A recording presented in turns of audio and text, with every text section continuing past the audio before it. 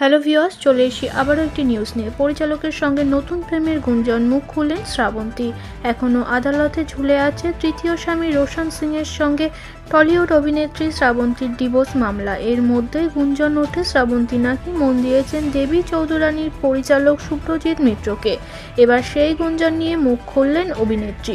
শুভ্রজিতের পরবর্তী ছবি দেবী চৌধুরানীতে নাম ভূমিকায় শ্রাবন্তী আছেন। খবর পাওয়ার পরেই দুজনকে একান্তে একসঙ্গে দেখতে পাওয়া গিয়েছিল এক শহরের কোনো ক্যাফেতে। তারপর থেকে জল্পনা শুরু হয়। তবে প্রেমের খবর ছড়াতেই ভারতীয় গণমাধ্যমকে শ্রাবন্তী বলেছেন, ভালো চরিত্র পেতে আমাকে পরিচালকের সঙ্গে প্রেম করতে হবে?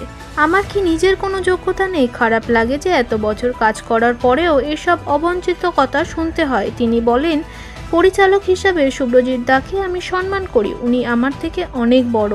আমাকে এত গুরুত্বপূর্ণ একটা দায়িত্ব উনি দিয়েছেন বলে আমি ওর কাছে কৃতজ্ঞ।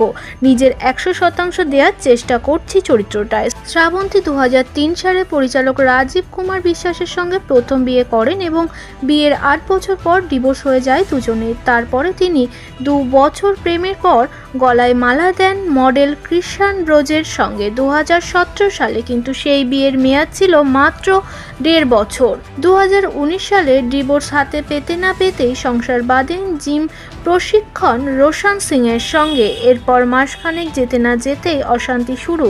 এখন অফিসিয়ালি হয়নি তাদের ডিভোর্স, মামলা চলছে আদালতে।